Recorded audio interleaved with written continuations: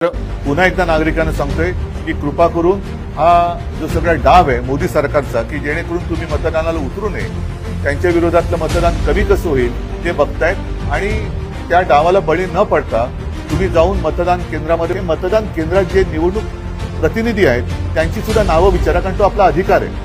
जेव्हा ते आपले इलेक्शन आयडी विचारतात तेव्हा त्यांची सुद्धा आयडी तुम्ही विचारली पाहिजे आणि त्यांची नावं नोंदवा, निवडणूक केंद्र सांगा की जेणेकरून उद्या कोर्टात जाता येईल, तक्रार करता येईल आणि उद्या मी तर काफी सारे लोग जो निराश होकर लौट गए होंगे, गुस्सा होकर लौट गए होंगे, उनको मैं आह्वान कर रहा हूँ, विनती कर रहा हूँ कि कृपा कर आप वापस लौटिए, मतदान केंद्र पर जाइए।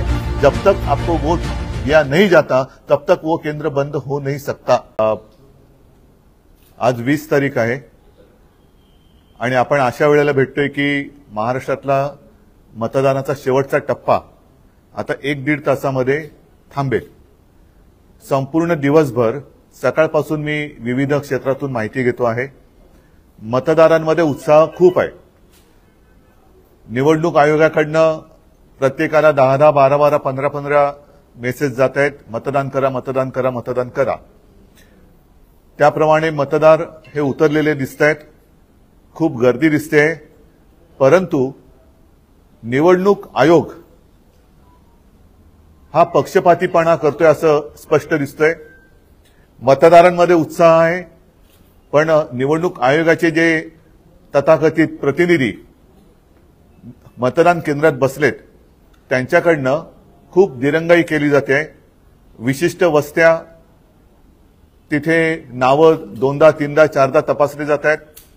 एकतर मतदार जे ज्येष्ठ मतदार आहेत त्यांना खूप त्रास झालेला आहे आजच्या या उन्हाळ्याच्या दिवसामध्ये आणि इतरही मतदारांना, मग त्याच्यामध्ये महिला सुद्धा आहेत, कुठे कसलीही सोय ठेवलेली नाही, पिण्याचं पाणी नाही, काही नाही, तरी देखील मतदार रांगा लावून उभे आहेत आणि हे रांगा लावून उभे असलेले मतदार जेव्हा आतमध्ये जातात तेव्हा त्यांना खूप वेळ लागतोय आणि मला असं वाटतं मोदी सरकार त्यांच्या पराभवाच्या भीतीने निवडणूक आयोगाचा वापर मी मुद्दामून सांगतो की घरगड्यासारखा करतोय, पक्षपातीपणा करतो आहे।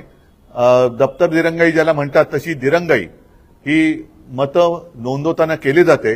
याच्याबद्दल मी तमाम नागरिकांना आवाहन करतोय की आता थोडा वेळ जरी राहिला असला तरी तुमच्या मतदानाच्या अधिकारापासून वंचित राहू नका।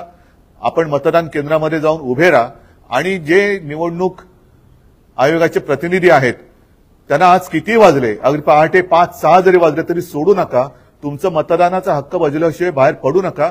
आणि आपल्या माध्यमातून मी पोलिंग एजंटना पण सांगतोय, निवडणुकीला जे मतदार जात आहेत मतदानासाठी त्यांनाही सांगतोय की अशी कुठल्याही मतदान क्षेत्रामध्ये जी केंद्र आहेत जिथे तुम्हाला मुद्दामून उशीर केला जातोय त्याची नोंद ताबडतोब तिथल्या शिवसेना शाखेत करा की जेणेकरून, आणि जसं आपण मतदानाला गेल्यानंतर आपला एक तो आयडी बघितला जातो तसं मी तर म्हणेन त्या निवडणूक प्रतिनिधींची नावं सुद्धा तुम्ही विचारा की जेणेकरून उद्या आपल्याला त्यांच्याबद्दल न्यायालयात दाद मागता येईल आणि उद्या ही माझ्याकडे सगळी नावं आलीच सगळी तर मी तर म्हणेन की प्रेस घेऊन त्यांची नावानिशी स्थळानिशी मी माहितीच जाहीर करून टाकेन।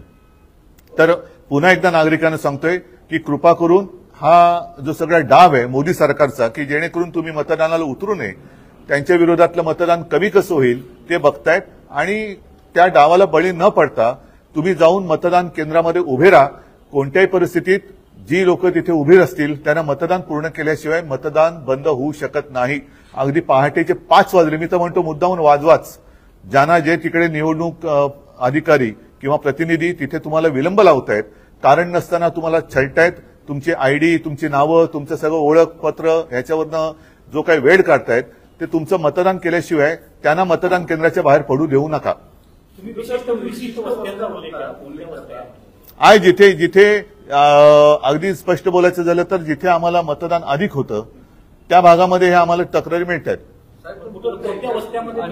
अनेक वस्त्या आहेत, त्या वस्त्यांची नावं आली आज माझ्याकडे तर मी उद्या प्रेसमध्ये जाहीर करीन आणि म्हणून सांगतोय की तिथे मतदान केंद्रात जे निवडणूक प्रतिनिधी आहेत त्यांची सुद्धा नावं विचारा, कारण तो आपला अधिकार आहे।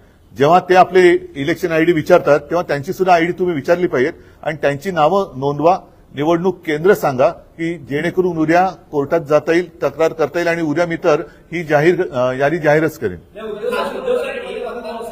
कुटुंबामध्ये अनेकांची नावं आहेत आणि 2-3 जणांची नावं वगळली गेली. नाही, बरोबर आहे. ह्या सगळ्या गोष्टी आहेत ना, हे पराभवाच्या भीतीने पछाडलेले लोक आहेत. मोदी सरकार जे आहे ते पराभवाच्या भीतीने पछाडलेलं आहे. लोकांना करू द्या ना मतदान. तुम्ही आज मला स्वतःला दिवसाला 10 हे आलेत, मतदान करा मतदान म्हणून आणखीन काय त्यांना बोट दाखवत बसू द्या ना. म्हणजे एवढं करून सुद्धा लोक उत्साहाने उतरलेत, रांगाच्या रांगा लावलेल्या आहेत, पण ते निरुत्साही म्हणजे त्रास होतोय, ऊन आहे. आता तो ऊन उतरलं म्हणून मी यावेळेला ही प्रेस कॉन्फरन्स घेतोय. ऊन उतरलेलं आहे. सकाळी जे कंटाळून गेलेले असतील त्यांनी परत जाऊन मतदान केंद्रामध्ये उभं राहावं.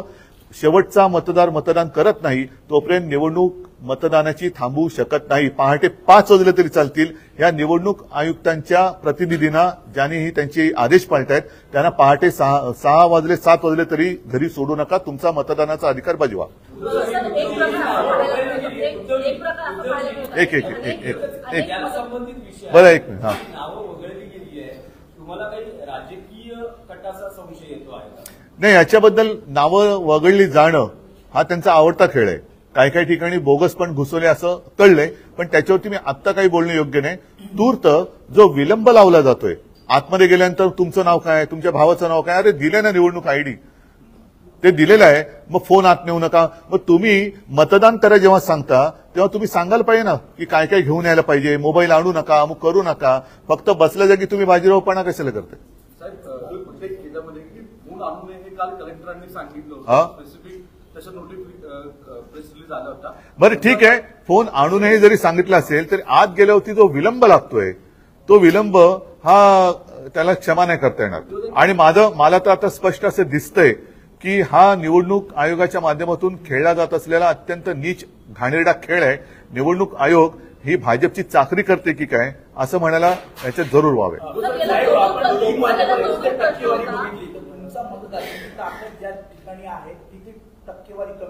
होय,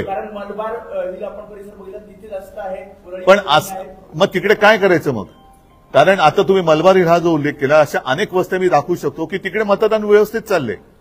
आणि जिथे आमचा टक्का आहे, मी तर उघड सांगतो की जिकडे शिवसेनेला मतं पडतायत तिथे हा विलंब लावला जातोय.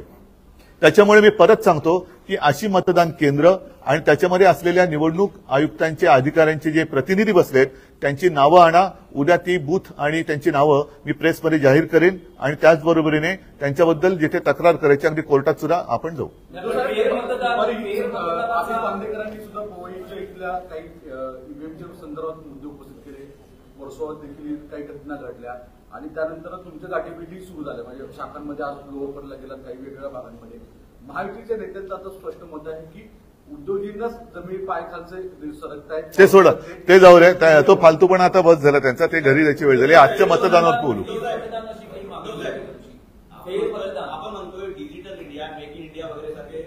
ते जाऊ द्या. आत्ता माझा हाच मुद्दा आहे कि जो विलंब लावला जातोय, चाहे तो मैं हिंदी में भी बात करता हूं, सुबह से मैं देखते आ रहा हूं कि कई जगह पर मतदाता भारी संख्या से वोट देने के लिए उतरे हुए हैं, लेकिन असुविधा के कारण उनको वापस जाना पड़ रहा है. साथ ही साथ उनको अंदर देर लगाई जा रही है. क्यों? ताकि वो वोट ना करे. तो मैं सारे मतदाताओं को एक रिक्वेस्ट करता हूं, विनती करता हूं कि चाहे सुबह के 5 भी बज जाए, लेकिन आज जब तक समय दिया हुआ है उसके पहले आप मतदान केंद्र में जाइए. अगर सुबह कुछ भी असुविधा के कारण आप घर लौटे हो तो वापस जाइए. और कल सुबह 5 भी बज जाए, 6 भी बज जाए, कोई भी वहां से हिलेगा नहीं. आपको वोट करने का अधिकार है और आप वोट देने के बिना वो जो केंद्र है वो बंद नहीं हो सकता. और सारे लोगों को मैं ये कहता हूं कि जहां जहां ये असुविधा है, जहां पर ये जानबूझकर देर लगाई जा रही है, वहां का उस केंद्र का नाम और वहां अंदर जो इलेक्शन कमीशन के लोग बैठे हुए हैं उनका नाम हमें अगर बता दे तो हम अदालत में भी जाएंगे और साथ ही साथ कल प्रेस में वो लिस्ट हम जाहिर करेंगे. उत्तर जी, आपको इस पूरे मामले में कहीं राजनीतिक साजिश दिखाई दे रही है? हाँ, दिखाई तो दे ही रही ना, खुलेआम दिखाई दे रही है कि ऐसे सिलेक्टेड बस्तियां क्यों. जैसे आपने अभी कहा कि वहां तो जोरदार वोटिंग चल रहा है, तो वोटर्स तो उतरे हुए हैं, फिर आप मैसेज क्यों भेज रहे हैं?